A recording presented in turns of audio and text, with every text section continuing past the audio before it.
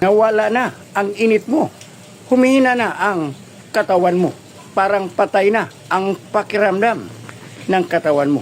Ngunit may alamang kayang gumising yan agad-agad. Toothache plant sa matagal ng panahon, hindi lang pangpagaling sa sakit ng ngipin, kundi pangpagising sa pagnanasa. Toothache plant or Acmilla oleracea sa Amazon, kilalang halamang hindi makapaghintay. Hindi bukas, kundi ngayon na. Ang sekreto nito is pallantol compound na napagpakiliti sa bibig sa loob ng katawan.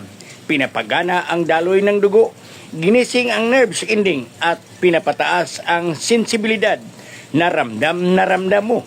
Traditional itong ginagamit para pasiglahin ang pagnanasa, painitin ang katawan at suportahan ang arusal ng babae at lalaki. Para sa babae, mas malinaw ang pakiramdam, mas buhay ang sensasyon. Para sa lalaki, mas matibay, kontrolado, kumpiyansa. Ayon sa pag-aral, sinusuportahan ng spilantol ang nitric oxide pathways. Kapag sinabing parang may ilaw na, biglang binuksan sa katawan. Hindi ito kwento. Ito ay halamang hinahanap kapag mababa ang pagnanasa o kapag gusto mong muling maramdaman ang sigla. May pagiging buhay sa mismong sandali.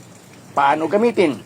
Magkuha ka ng preskong dahon or bulaklak, hugasan mo, nguyain ng ilang mga segundo hanggang maramdaman mo ang kiliti. Or pwede mong magkuha ng 10 dahon at pakuluan sa isang basong tubig, inumin habang init-init pa. Hindi ito pwede sa may sakit sa puso at sa mga babae na buntis. But alam ko, dahil ako ay herbalist. Please follow, like, and share.